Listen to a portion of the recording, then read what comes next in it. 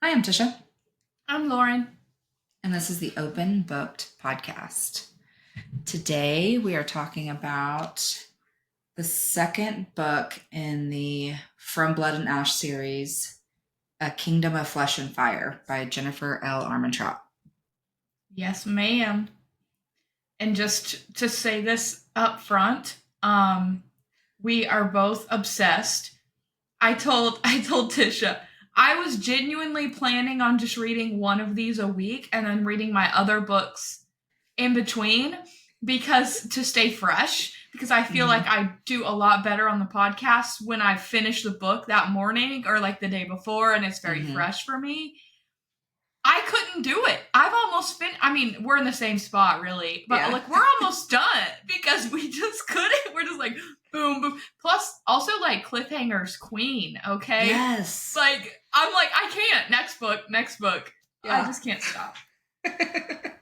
I started laying in bed with my headphones in, just staying up listening. I've never done that before. I've always been like, okay, bed, turn. Nope. We putting them headphones in and we listening until we fall asleep. Yeah. I told Lauren I woke up, I think it was yesterday morning, and I had an AirPod stuck in my hair. I was like, I really thought I took it out, put it in the case, plugged it in. No. Yeah. No, my husband and I went, and my parents, my niece got married on Thursday night, and they're in Dallas. And I had to work. I was work from home, but I still had to work. I had too much to like spend the weekend there. Mm-hmm. And Jesse works weekends. My parents had to work, so it was very much, we literally drove down that morning, drove back after the wedding. So I was in the back of my car listening to this book, and my husband said, I could hear you snoring. And I was like, I was not asleep. I was listening to my book. And then he was like, sure.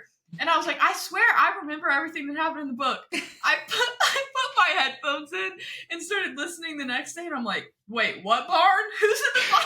Who's in the stables or whatever? I'm like, okay. I had to back up. I thought it was going to be around 4 chapters, and it being like 6. I was zonked. But anyways, yeah, no, we've been locked in. Yeah. I have a lot of notes for this. I'm really excited. But we have a lot of other things to cover before we immerse ourselves in From Blood and or Kingdom of Flesh and Fire. I'm gonna be the first to say I don't remember any of these names. Book 1, book 2, book 3, book 4. Yeah, it's hard. And then I found that you're supposed to read it in a specific order to mix in the prequel Flesh and Fire. It's supposed to be a prequel series, but the second book is called Kingdom of Flesh and Fire. So I'm so confused, and they all have very similar names. It's a lot. Yeah, no, it is, and we'll post that graphic or something that Tisha found. I found it elsewhere too, just when researching for this, and I will say you have the option of reading it as just the Blood and Ash and then Flesh and Fire, or you can read it in the specific order, which is actually publication date. I learned that. Okay, and that just is the natural flow. But I think it works either way. I'm assuming it's kind of like ACOTAR and Crescent City. You can read them. I feel like you couldn't read Crescent City first, though. That's just my opinion. You need ACOTAR first. I feel like you'd be lost. Mm-hmm. I mean, you're already lost enough in Crescent City. We'll cover that one of these days, but lost enough. Lost. What are you reading right now? Nothing. What? Yeah, I was re-listening to see where this book ended. So really the next thing on my list is what did I just read? The Good Life by A.R. Torre. It's looks like a murder suspense or thriller. Fun. But I've read a couple of the A.R. Torre books, and I really like their writing style. I don't know if it's a man or a woman. Sorry. They's a safe bet then. Yeah. I think, I don't know. Initially I thought it was a woman, but I also thought Riley Sager was a woman, so I felt kind of bad when I realized that was not the case. Riley's one of those names that can go either way. Yeah, like I work with a female Riley right now, so. My niece's wedding I went to, her name is Riley. Yeah. I am just finished book 4 yesterday in the series. Same. I'm reading like 3 other books, listening to miscellaneous different devices and such. You know how it is. Yeah. I still haven't finished Carving for Kara. And it's a novella. My husband literally goes, "How long are you going to carry that fucking book around?" I was like, until I finish it. Honestly, it's like Stalker Dark. Not a tenth as good. I don't want to say that because there's some parts, but there's not the build up like there was in Lights Out. Yeah. It's like a novella, so it's really short and it just goes from like A to Z instead of A, B, C, D. There's like not the long angst. Okay. Yeah. I think that's the point. It's just supposed to be a quick little. Yeah. I don't want to say light fluffy because it is not light or fluffy. But it's just supposed to be a quick little thing. I am bound and determined to finish that this week. And then I just got a Kindle, which you just got a Kindle too, right? Yeah. Yeah, haven't read a single book on it. I started last night because I could lay in bed without the light like disrupting. So my husband works weekends, for all of you who don't know, and he has to get up at 4 a.m. So like I don't work weekends. I do candle stuff, but I don't like formally go into a job. So I can stay up later reading and stuff, but I try to not be disruptive. So I can lay in bed with the Kindle and the light is so dim that I could just read. And I read like half a book last night. I was reading the second book to Spookily Yours. Okay, yeah. It just popped up on my KU and I had already read it and I'm like, oh, might as well finish this series out. So I read like half of that, so I'll finish that soon. I'm got another one I'm listening to, but I paused it to dive into this. So yeah, we'll see. We'll see. We'll see if I jump back into book 5 here or if I start Flesh and Fire. I haven't really determined. Which I was looking. Flesh and Fire.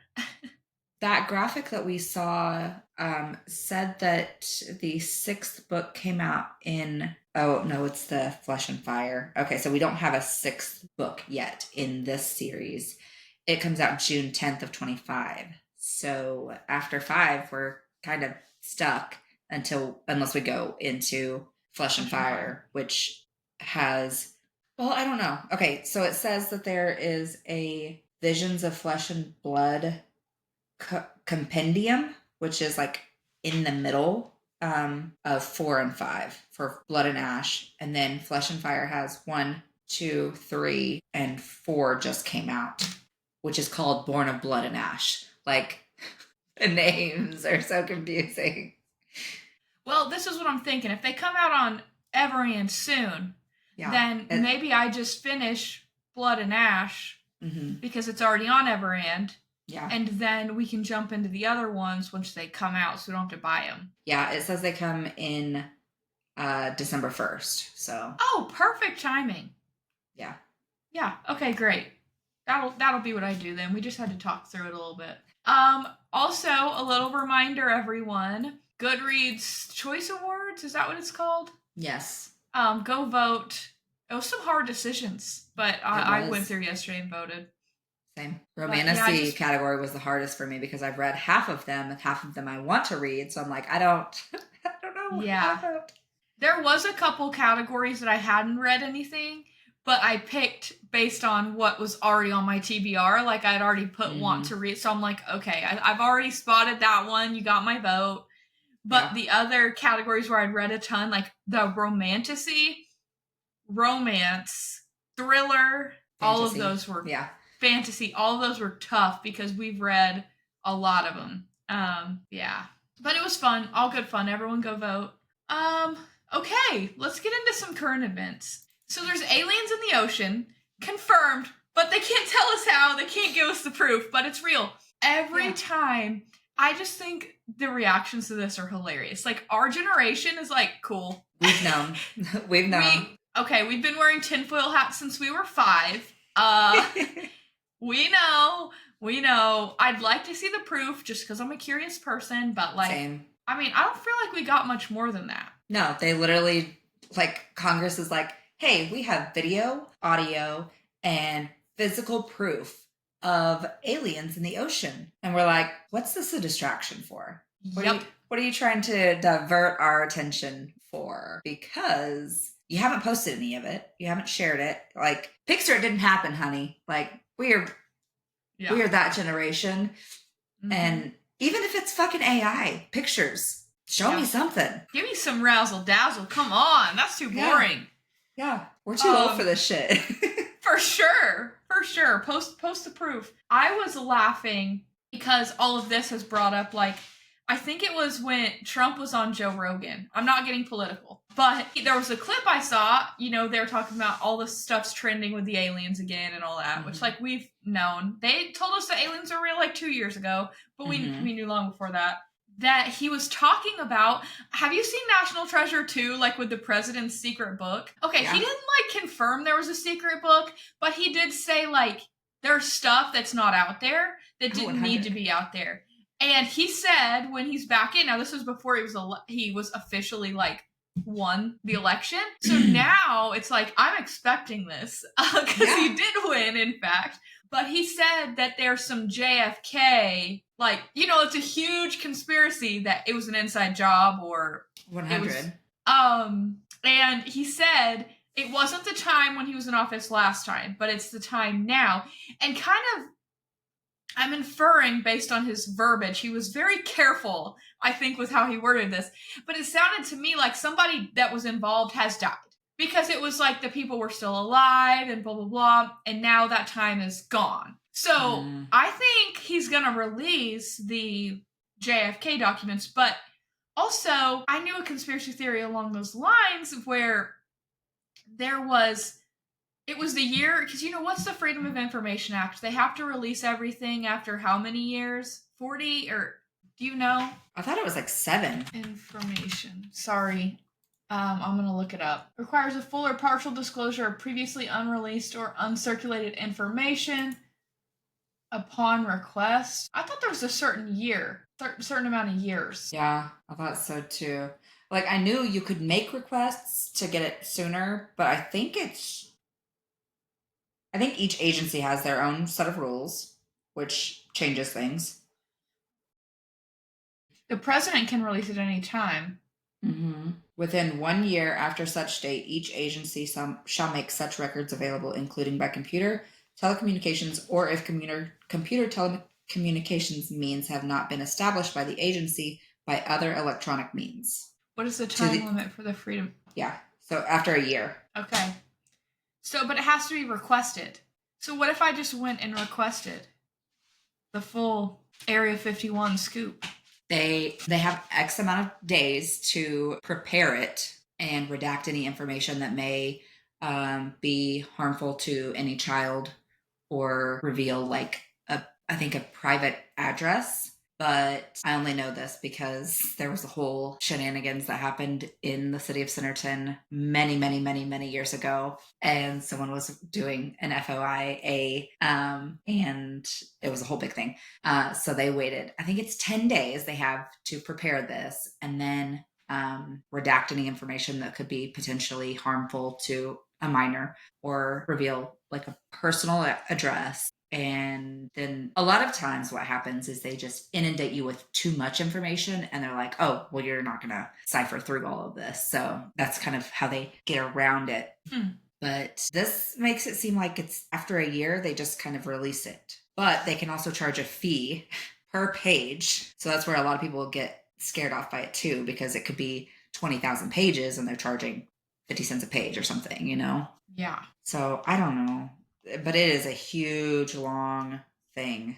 So if anybody knows, like, all of the specific details, please let us know. Because, okay, it says, no agency may require advance payment of any fee unless the requester has previously failed to pay fees in a timely fashion or the agency has determined that the fee will exceed $250. So that's nice that they can't charge you more than $250. Yeah. I just thought it was like there was a set, okay, all government secrets or whatever have to be leaked after, like, 40 years or something, because I remember somebody saying That the Menendez stuff was going to be coming out soon. Menendez stuff, yeah, but also when the 9/11, now this is really getting into conspiracy theory weeds, guys. Don't cancel me.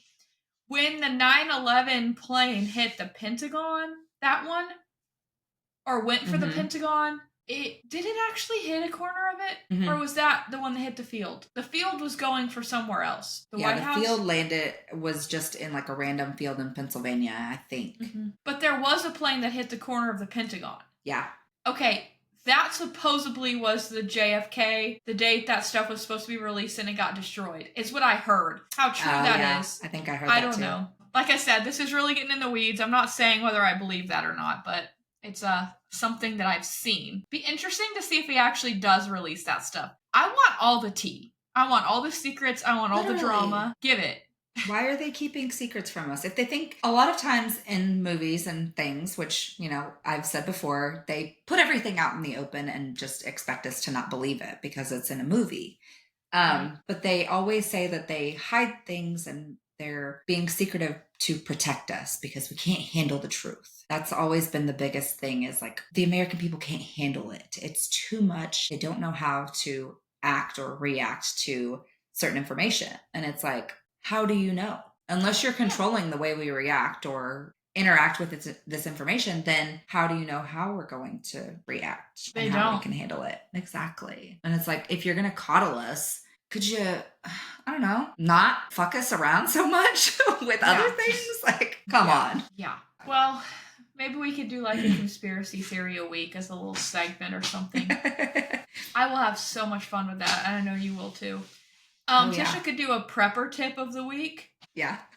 Also, I'm thinking we need to do the suspect challenge. I've seen so many of those, and I just think after your little snippet the other day, I just think we could do it, and it would be hilarious. So we need to do it. Okay, let's move on to lighter things like Mike Tyson's booty cheeks.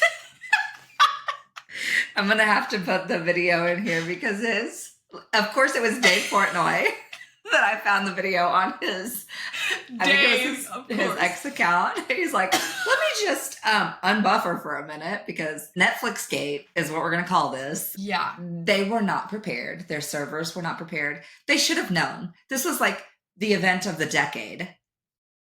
Yeah. Or at least also, the year, because we have so much going on all the time. I didn't realize how hated Jake Paul was. I'm genuinely indifferent, okay? Same. I understand because he came out for Trump that there's a huge, which anytime anyone chooses political sides, either side, you're going to have a huge percentage of the population hate you. That's just... Yeah. That's how it works. Unfortunately, it shouldn't be that way, but it's the way that our country is right now. Like I said, both sides do it. But I knew that there was a lot of hate from that because like they had him on the podcast and stuff. Then also I just know they've said some really controversial things over the years. I try to give them the benefit of the doubt because they got famous when they were what, like 10? Literally. Like, on YouTube, like they literally grew. I said some shit in my day. I'm just thankful I wasn't famous because I would probably be in jail. Terroristic threatening or some shit. But I try to give them the benefit of the doubt, any child stars, because it's a weird way to grow up. You don't know how to act with that fame and money and just attention. Yeah, but everybody hates him.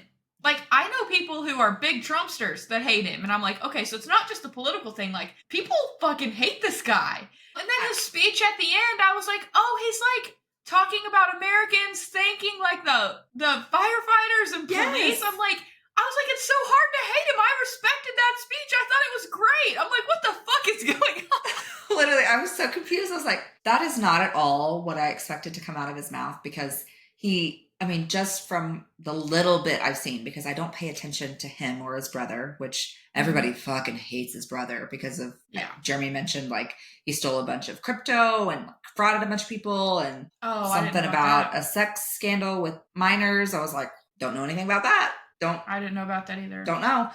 But I was shocked that he was like, he just seems very cocky. And even like the little videos they played at the beginning of the fight, he was like, I'm going to beat you and blah, blah, blah. But Tyson said, I'm going to win too. Like, I'm not going to be beaten.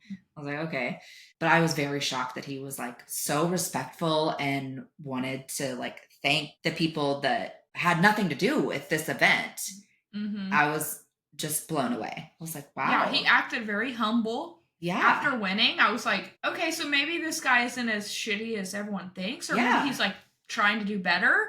Yeah. But after that, I've seen a lot of good things about him, like as a person, like very much supportive of middle class people. Like he mentioned truck drivers, like nurses. I mean, like he like thanked all these careers that do keep the world going. And I'm like, you know what? You don't see people really doing that. And he didn't get political, which everyone's political right now. It's just the way the world is in between until the inauguration, and then everyone will calm down, I think. But it's like he didn't. He just was very respectful. And then talking about how he could have kept going, and he was like, I didn't want to, like, there's no point. I'd already won. Like, he could have showboated more. He could have, like, beat him up more. Like, he didn't, though. And I gained a lot of respect for him.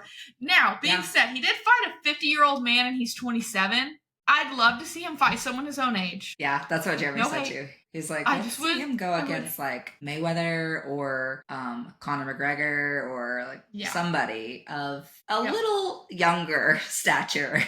I actually mentioned Mayweather, but my husband was like, no, Mayweather's tiny. So like there's a huge weight class issue. Yeah. So like Jake's actually a bigger guy. So that's why it worked out more for Tyson.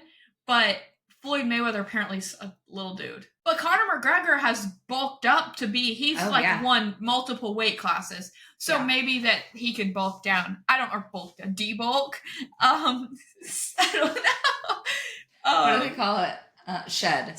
Shed, yep. Yeah, shedding. But this whole conversation started because Mike Tyson was getting interviewed by all people, his own son. And said, love you, hugged him or whatever, and then just kissed him on the cheek and walked away. Live ass TV, just his ass cheeks, and he had no fucking shame. I'm like, I was just like, okay. Like I was doing something on my phone, and Jeremy was like, "Did I just see his ass cheeks?" I was like, "What?" He's like, "Hold on, I'm gonna try to rewind this." He's like, "You're gonna see this." I was like, yeah, this is maybe why we don't do interviews in the locker room. Like the fight before was the women and they were interviewing the locker room. And I was like, do they do that to everybody? I was like, that feels really inappropriate that you're in the locker room doing an interview. Yeah. Somebody could be walking around naked. Like I know they each have individual locker rooms, and then my point was proven when fucking Mike Tyson, he's only wearing the belt and a fucking jock strap and just walks off. Either he had no clue that he was doing that, or he genuinely gave no shits. And you know that poor cameraman. I'm surprised it only got like this. Because it zoomed out so you could see like the locker room. You could just see his ass, and then it zoomed back in just to the belt. I was like, oh fuck. Yeah, you texted me too. Would you say like cake or some shit like that? I don't remember. I was like, wait, what? Because my Netflix never did load. I never got to watch it. I just got to watch highlights the next day. I said, Mike Tyson's whole ass was just out when he walked away from his son's interview with him. Gosh. You're like, why was his ass out? I said, they're in the locker room and he's wearing a belt and jockstrap, and he turns around and they zoom out to show him walk away, but then they zoom in because his ass is out. Yep. So yeah, I'll include that video for sure so everybody can see what we're talking about. I've been buffered hours straight. Let me unbuffer for one quick second. Mike's ass. And that you said that video is Dave Portnoy. Speaking of, we have some updates on the Brie and Zach drama. Pretty much everyone is Team Brie, which we all assumed. Now, a few updates. O'Malley confirmed her friend that she did not take money from him, which we talked about in the last pod. I think I said I thought she did, just because she's being quiet. She just said she wasn't ready to talk about it, which I get. So if you guys are behind, watch our last episode, maybe the episode before. Yeah, I think we mentioned it then. We've been talking about the Zach Brianna chicken fried drama. Another update, she confirmed that he cheated on her the whole time. She made a TikTok, which this TikTok popped up on my For You page, and she was like, lip syncing a song, and the caption was like, "My biggest celebrity crush DM'd me when I had a boyfriend, so I didn't reply." And turns out he was cheating on me the whole time. And then the lyrics like went along with it, and I'm like, oh shit. And then apparently people inside Zach's team that hate him are like feeding her inside information, and she's like, what the fuck? Like, she's like trying to be done with this shit. So that tells you people who work for him hate him. Yeah. Wasn't that in one of the diss tracks? Is like, we know your whole fucking team hates you, so. Yeah. Country Diddy is the newest diss track. Yes. Dave's trying, man. Honestly, we all need friends like Dave and Josh. Literally. They are just lit. They are the best. But they also, the Boston Bruins, I don't know if you saw this. They made a video, literally didn't tag Brianna. They didn't say anything. All it was them walking around singing Last Night. You know, the Morgan Wallen thing. If you guys don't know what I'm talking about, go watch our last episode. Zach got mad at Bri for singing a song that was stuck in her head, Last Night by Morgan Wallen, which we're big Morgan Wallen fans, so we're a little partial. Yeah. But they made a video just walking around singing that song. There was no tags. There was no Zach Bryan. They got served a cease and desist order, whatever. Oh my gosh. By Zach Bryan. What the actual psychotic fuck? How delusional do you have to be to think that you can literally shut everyone up when clearly they've already chosen sides? They've already formed their opinions. You can't just throw cease and desist at people and just expect it to go away. Like, we already know. Yeah. We know you fucked up. We know you're a shitty person. And some of us are able to separate art from artist. Mm-hmm. But it's getting harder when you keep doing shit like this, because it's like, how much else have you tried to hide? And people who weren't famous and making millions of dollars that didn't have a voice or financially like able to do this, like Bri, she's killing it now. She was at UFC last night. She's got a Sunglass Hut thing. She's doing great. Everyone's on her side. What about all the other women that didn't have that platform? Yeah. That just took the money. I mean, I can't blame them. I would have to be in that position. I would probably take the money. Yeah. I don't have a platform unless you guys blow this episode up. We don't really have a platform, you know, where we're going to make $12 million. Like, that's just not realistic. Yeah. That's like not realistic for the normal average person. So yeah, no, he's insane. And I think it's all coming out, and I think he's toast because, like you said, separating art from artist, when you're treating people like that, if anyone has a right to be upset for getting drug in this, honestly, it's Morgan Wallen. Yeah. He has a beautiful marketing opportunity, or he has an opportunity to be pissed. And so far he's stayed silent, which I think we've talked about this. He honestly is super private. Like, the only thing he posts on his TikTok is like music videos of him singing, or like his tours, you know, his walkouts. Like, he never posts anything personal, very rarely. And if he does, it's apologies for doing something drunk that someone else posted. But like throwing chairs off roofs, you know, dropping a racial slur. But that being said, COVID, making out with a bunch of sorority girls. But he hasn't gotten involved. Everyone's saying he has the perfect opportunity to bring her on stage to sing Last Night. But the problem is he doesn't have any concerts until Sand in My Boots in like April or May. So it's not going to even be relevant in 6 months. But, I mean, he could kind of just spark that flame again and get everybody to just, because I feel like after all of this, Zach's probably going to put out a new album to try to fix his reputation somehow, which I don't know how he could even think that would work. But I feel like he'll probably put out a new album next year. And when he does, maybe Morgan, you know, brings Brianna out at Sand in My Boots, and then they do a re-record of Last Night. Mm-hmm. And just have like a new music video or something with her singing in her kitchen. That would be literal top tier, petty level 1,000. I don't know if they'll let him because he's so controversial. Yeah. But I just think that this is funny that Zach is so jealous of him. But I saw some stats which would explain why he would get so upset. I mean, obviously super insecure, as he should be. He looks like a fucking Lego head. I think we've all established that. Yeah. I'm not saying Morgan Wallen is Riley Green or anything, but he's definitely above Zach Bryan. And I think every female or male attracted person would agree with me. Yeah. So that being said, somebody put up the stats. Morgan Wallen did not release a new album this year. Okay? He has not released anything since March last year. He's released singles and he's been on other people's shit, but he hasn't released his own album since One Night at a Time. Mm-hmm. Or wait, that's his tour. One Thing at a Time. The album's One Thing at a Time, right? And then his tour is called One Night at a Time. Something like that. I'm only quitting one thing at a time. I started singing a little bit. Yeah, One Thing at a Time is the album. Okay, good. I wasn't crazy. So I think that was like March 15th, 2023, right? So it's March 3rd, yeah. 23. Oh, I was close. Yeah, okay, close. So he did that. Zach Bryan released an album, if I'm correct, last year and this year, and that album is still beating him. So I'm sure they're all friends, like usually that you see them all being friendly, but I'm sure there is some sort of beef. Yeah, Zach released The Great American Bar Scene on Independence Day this year. Mm-hmm. And Morgan Wallen's album from over a year ago is beating him. I mean, as we're seeing, it is deserved. Yep. You don't treat people that way. No.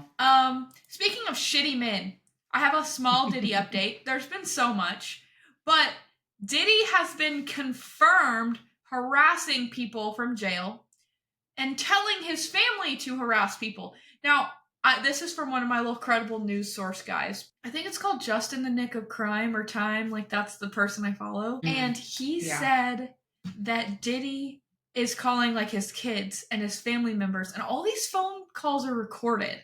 And he's pretty much telling them to harass witnesses. That's insanity. And so the attorneys are going to the judge. He's trying to get parole again. And the attorneys are going to the judge pretty much saying, like, he's been non-cooperative this whole time. He's been breaking the law, obstructing justice, blah, blah, blah. Like, we have to stop this.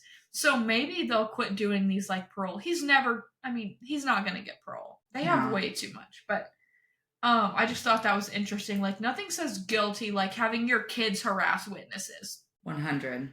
To think you even can is just wild. It's some entitled bullshit is what it is. Yeah, no, I think every day there's more and more on Diddy. I think nothing really surprises us at this point. But I'm ready for the trials to start, honestly, for everything to come out in the open. And hopefully all the victims can get justice and Diddy makes it to his trial. That's what I'm hoping, honestly. So, we'll see. We had some true crime in our neck of the woods that is fucking terrifying. And so fresh. Like, it's so fresh. It was like, what, last week? It was this past Monday, the 11th, on fucking Veterans Day. On Veterans Day, at the Walmart Supercenter that is across from Walmart home office. When I say, if you listen to our first episode, you'll hear us joke about the Bentonville Police Department not having anything to do. Because, what, is it a Tesla accident? Like, I joke about this because Bentonville is that place that you let your kids walk home, you let your kids run around, you don't worry about it because it is such a good, safe, family-driven community. I mean, I don't know what else to say. Yeah. This happened in broad fucking daylight across from Walmart home office, where thousands and thousands of people work and create this family community that Bentonville's all about, okay? A man entered, the girl unlocked her car, right? She was getting groceries or putting her groceries up or something. Unlocked her car, a man got in with a gun, kidnapped her, raped her. They got him, thank God. Yeah. But it's still kind of substantial until her rape kit comes back, right? I'm sure they'll get him, but it's like terrifying to me that would even be the case. Yeah. But yeah, this is fresh. It's scary because nothing like this ever happens here.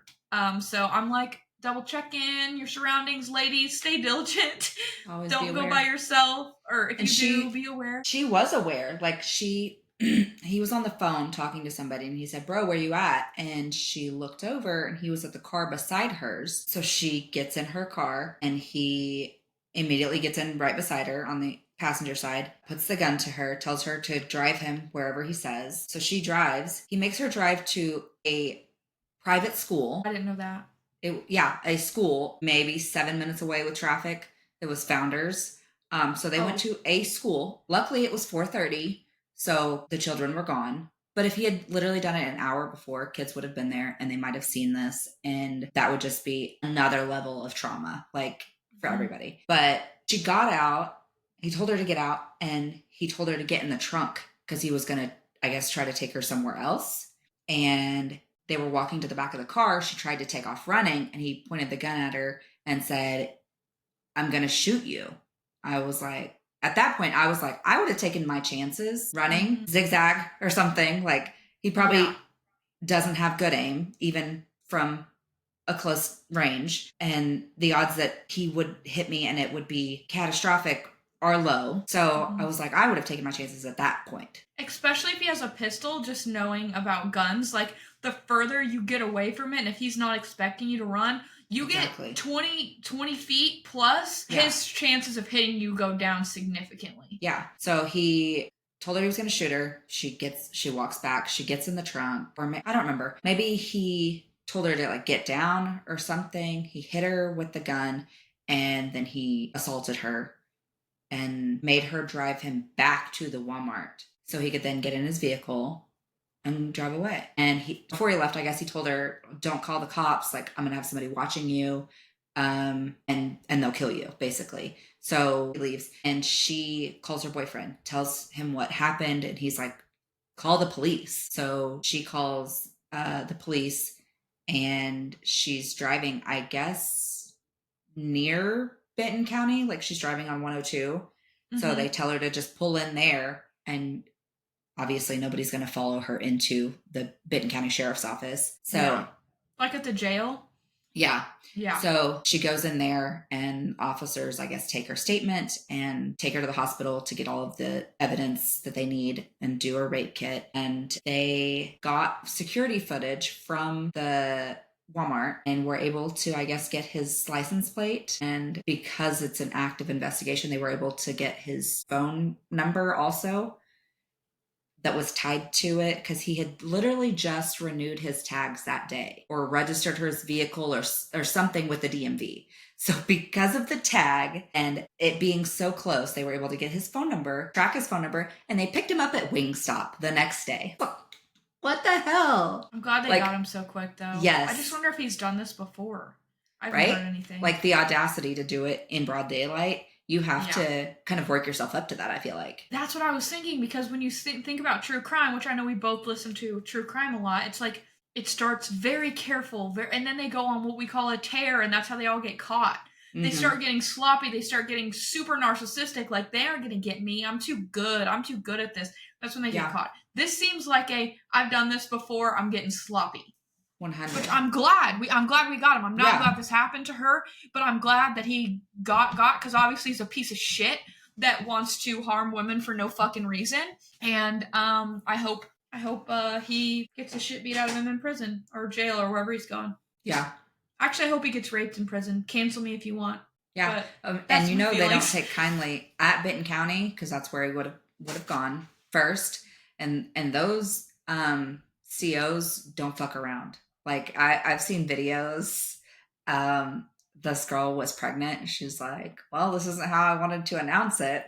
But some lady had gotten pulled over, was being just stupid. So the CO, when she was being booked, she's like, "All right, don't fuck with me. Like, I'm pregnant. And if you mess with me, I'm going to mess with you. Like, don't even think about it." So because the lady had been arrested and was causing this big stink, they released the video of her interactions in the jail. And the lady that was pregnant posted it. She's like, "Well, this isn't how I wanted to announce it, but here you go."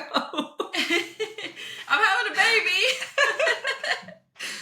That's funny. Like, oh, wow. Yeah. So this is scary, but, glad they caught him. I'm interested to see if they find out he's done this before, maybe help solve some maybe unsolved cases, or if this is his first time. Hopefully this is last. This is last. Yep, exactly. Anyways, one more piece of news before we get into meat and potatoes. There is a book release this next week. I'm going to try to start writing those out in here. It's the third book for the Serpent and the Wings of Night series. It comes out, I think, Tuesday, so it'll be out, like, by the time this episode airs. Mm-hmm. But I have personally read that series, and I love it, so I'm very excited. And I feel like a lot of people who listen to us probably read it, too. So, a little announcement there. That's, is it Carissa Broadbent? Yeah. I'm a fan. Now I can't decide if I like Fourth Wing, this series we're talking about today, or that series most. Sorry, ACOTAR's in fourth, no matter what. Don't cancel me. I know. But Fourth Wing is for sure number one. I'm going to say that.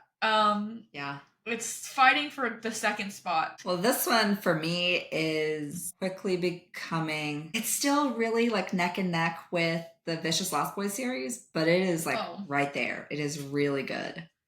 Okay. All right. Moving up the ranks. Yeah. Okay, let's dive in. Here we go.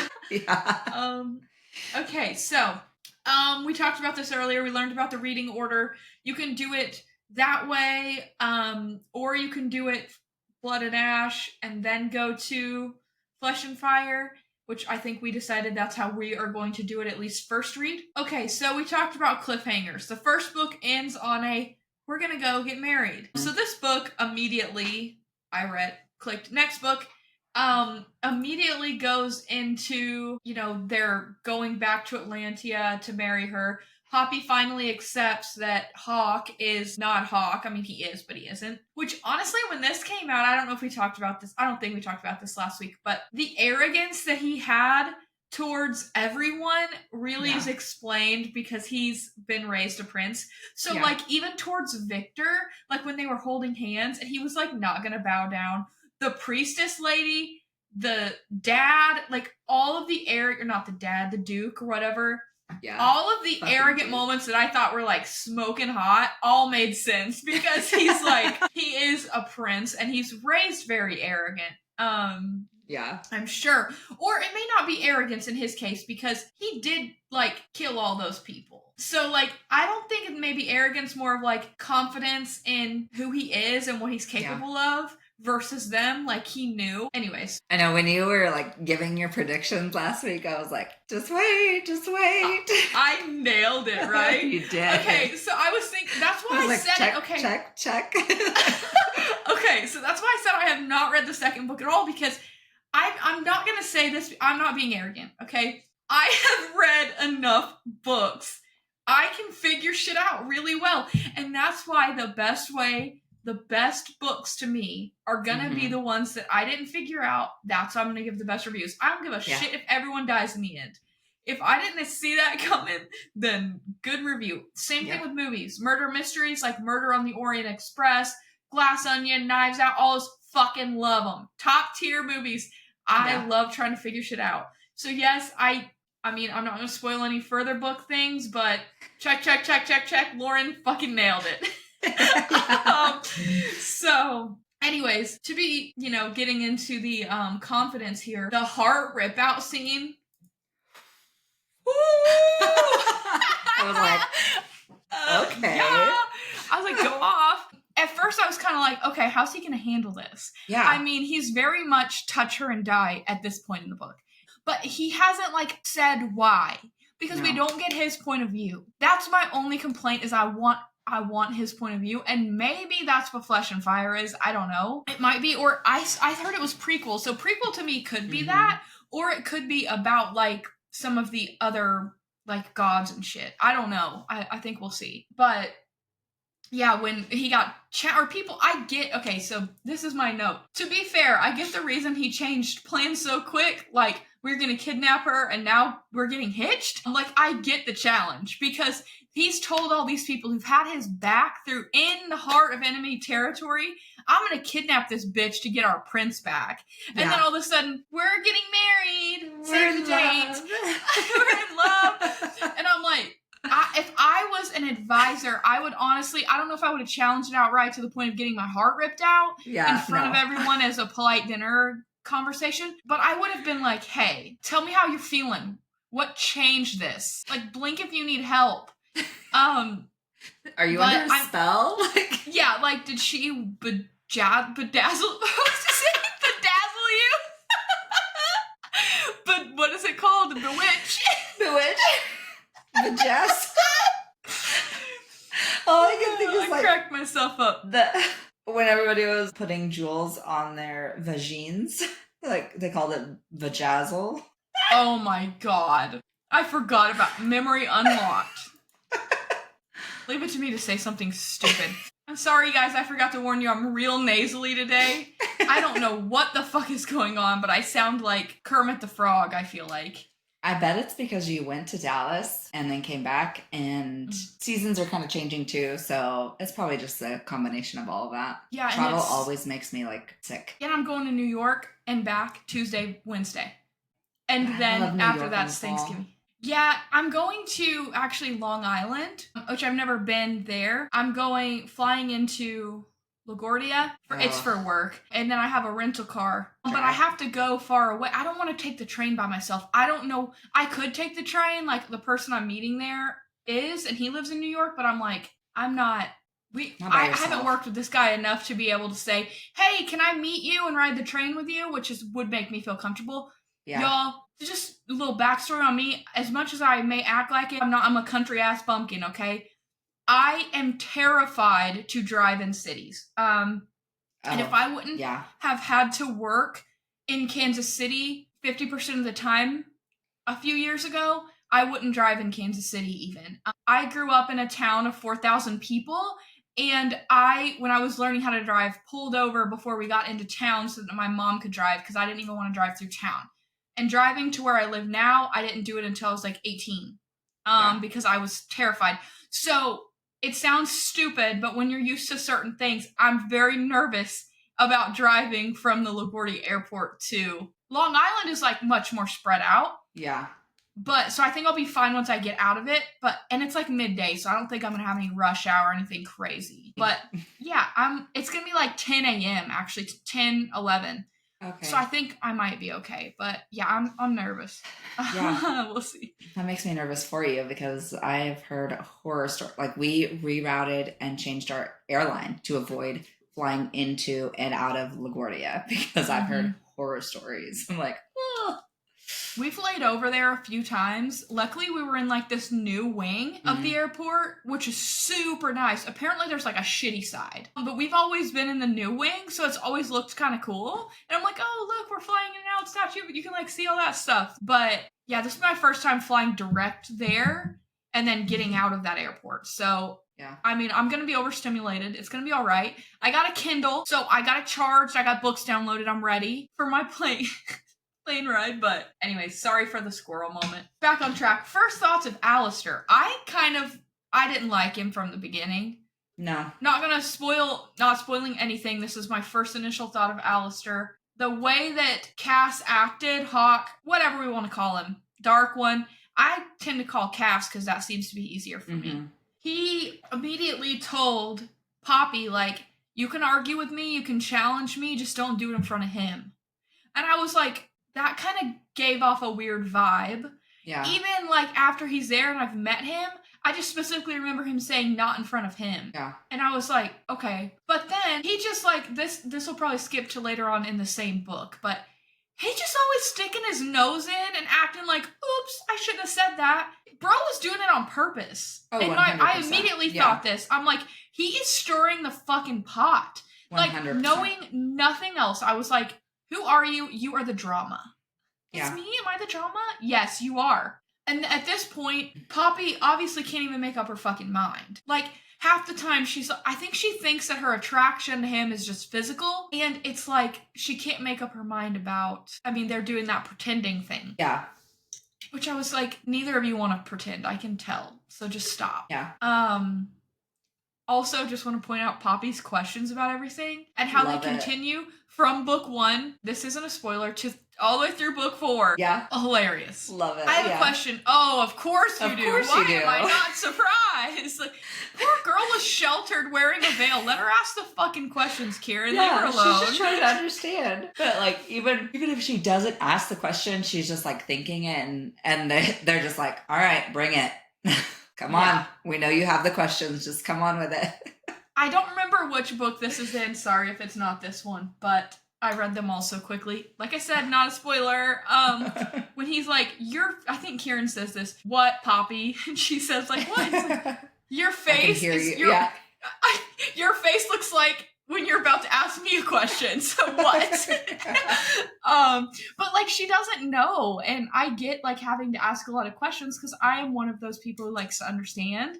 Yeah. And maybe that's why I read a lot. Maybe not. Maybe it has nothing to do with it. But I could see asking like a ton of questions if you don't have like a resource to figure your shit out. Okay, so at this point, she finally agrees to the marriage plan. What did you think of the Toulis family betrayals? Like, not once, but twice. The old lady that turns him in or whatever. That kind of shocked me because I was like, because didn't Poppy like speak up for them? Like, give them a chance. Like, let them keep their child. And then I don't think she did. I think she wanted to. So I think this is why it's controversial. Because in her head, she didn't agree with it. This is when she started to question everything. But she stayed in her lane. Yeah. But to be fair, she didn't know what was happening to these children that had to be handed over. Yeah. And neither did they. No one knew. Except for Castile, who stood there like fucking grimacing and being a dick because he knew what was going to happen. But just knowing that they knew her, and at this point, they were trying to help them. Yeah. And they were.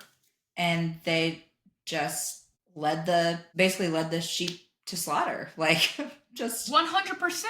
And then like, Poppy getting herself fucking captured. Yeah. Over the little boy who ended up dying anyways. I'm like, yeah, it was sad. Yeah, that sucked. Yeah. I hate it when kids die.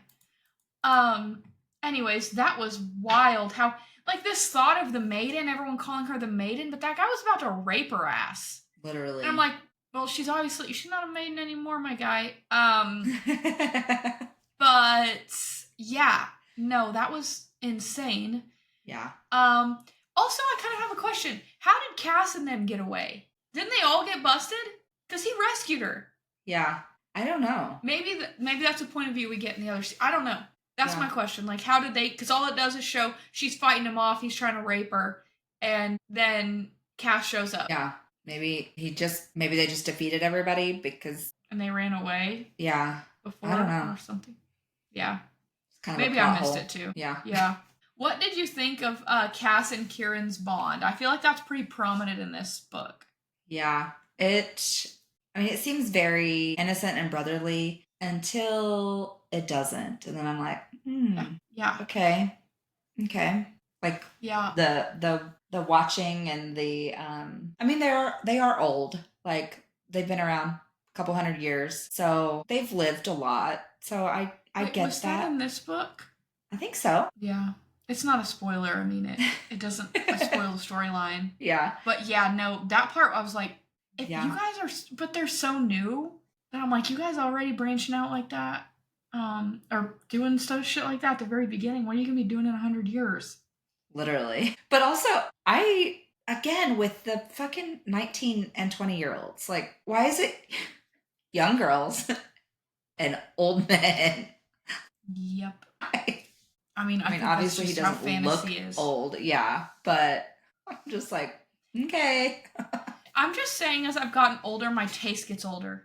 Like, I don't want to look at a 20-year-old man and be like, oh, he's not man enough yet. Like, he's still a little weenie. Am I crazy for no offense, guys. I'm almost 30. I'm looking at 40, 50, you know? Just kidding. That was a joke. But no, I feel like Jesse and I were actually talking about this the other day. Because like Leonardo DiCaprio, bro, if they turn like 22, break up. You know, it's like, that may be exaggerating. It may be like 25. But either way, he always has like barely legal girlfriends. And when they get older, like they break up and he gets another one. But Jesse and I were talking about how like as we've gotten older, our taste has as well. Like naturally. Yeah. So I don't get this, but apparently it's a thing in every single fantasy book besides Fourth Wing. Every single one I've ever read. The guy is like 500 years old, doesn't age, and the girl's just turned 18 or 19. Yeah. Yeah. Pretty cool moment was when Poppy could realize that she could heal. That was a big thing in this book. At first, obviously in the first book, she goes and tries to take people's pain away. But in this one, she finds out accidentally that she's able to heal, which is awesome. Yeah. My favorite moment was when they went into the caverns and decided to stop pretending. Because I was getting exhausted keeping up with their pretending. And I'm like, finally, you both want each other and love each other. Fucking move on. Let's go. Bad people to kill. Yeah. There's other things we could be focusing on, like stop with the fake marriage. Yeah. Okay, and then when this is kind of these two sentences go together, I'm looking at my notes. When Castiel finally tells her what happened with Alistair's daughter, I was kind of shocked. I thought that it was going to be that the Blood Queen or whatever had killed her while he was getting rescued. That's what I had put in my head, honestly. So this actually was a surprise for me. One quote I put from this part is, don't borrow tomorrow's problems today. I like that. And I just feel like that's a good life lesson too. Like, I'm constantly worried about, like, especially on Sundays, and today's Sunday, I get the Sunday scaries so bad. 2-3 o'clock on Sunday, I get like a little mini depression. Because I just feel like my weekend's gone. All I did was work. I didn't relax. You know what I mean? Like, I get a little Sunday scaries. So if I just kept that mentality through Sunday, maybe it wouldn't ruin my Sunday evenings every week. Yeah. Maybe. That's, telling someone with anxiety to calm down works every time. Yeah. Just don't think about it. Yeah, don't worry about it. Why are you stressing? Just chill. Yeah, that always works. Finally, marriage. Okay, then there's this big battle, blah, blah, blah. Lights, camera, action. Reinforcements come, they win, yay! Well, win to fight another day, because as we know, it's not over. They just successfully took care of this one. Yeah. And then they head to Atlantia. I was kind of shocked by her getting attacked and the little boy being bait. I'm gonna leave it at that. I was shocked, and also it was kind of cool how badass they made her. I could tell they were building her up to be more powerful. She didn't know what she could do. She was sheltered. She was told she was something that she wasn't, blah, blah, blah. What happens at the end of 2? She breaks the pillars and shit. His mom comes, takes her crown off. They all bow to her. Yeah. Yeah. The very, end of 2 is, they say, bow before your new queen. And that's it.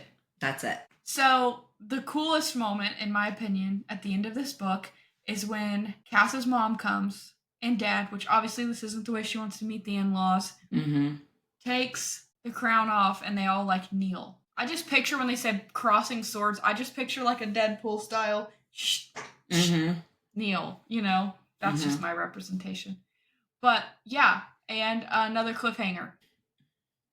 Yes. Well, kind of. Back to the Shay thing, I think that was kind of the eye-opener for me to be like, okay, that's why Alistair is so weird. But he doesn't even know the truth. Yeah, because that was his family. He just feels entitled to that. That's kind of what I got from that. And why he was talk to her about the joining and made it seem really scandalous. And, oh, don't do that. Only if you were woven or whatever, then you could do it, but you're not, so don't. Basically, I was like, okay, so do I do it or not? What are you saying right now? It's talked about that way in that book. It just made me think this is foreshadowing. Yeah, something's going on with this, and there's a reason. It's it kind of gave me a boomer mentality. Yes. He's kind of a boomer. Dirty. Yeah. Yeah. But also, he's just spilling tea he didn't need to spill. He should have never even mentioned that to her because Cass didn't even want to do it. No. They thought it was an old principle at this point. Yeah. But the betrothed thing being his niece, I'm bro. See, that's when I'm bro is drama. Yeah. Stirring the pot. Yeah. I really liked that where were they? Were they in Atlantia? And then the king and queen come back? Yeah, they had just gotten to one town there, and the queen and king came to that town because I heard they were traveling from that battle. Yeah. So she gets to see that women aren't treated the way she was raised. women train for like protecting themselves and not really for battle, like not going into the army, but they're just trained in more ways than one. Because I think they talked about like, well, did you like go to school? And she's like, well, really only the wealthy could afford to send their kids to school. And so everybody else had to go to work when they're like 10. And that's just the way it was. And he's like, well, everyone here is educated. So and then we're running water and electricity. Yeah. They're just so much more of an advanced society. Yes. So that makes it feel more modern, which is so weird, but... Yeah. It's like Crescent City vibes. Without cell phones. I don't know. Yeah. Interesting. Well, I think we've covered it pretty well. Any other thoughts or anything you wanted to add? No, I didn't take a lot of notes on this one because I almost feel like I kind of rushed through it to get to the next one. I was like... Me too. It's like, there's so much and it's so exciting. And I don't know. I was like, not taking a lot of notes. But I took a lot more in 3. And that one so far has been my favorite, I think. Yeah, me too. 3 for sure. Yeah. So I'm excited. We'll do that one next week. All right. That's it. Yeah, so next week, what is it even called? The Crown of Gilded Bones, maybe? Something Bones. Yeah, The Crown of Gilded Bones, book 3 in the From Blood and Ash series. So follow our socials, Instagram, YouTube, TikTok, and Facebook. If you like this stuff, talking about what's going on in the world and books, be sure to subscribe, and we will talk to you guys later. Bye.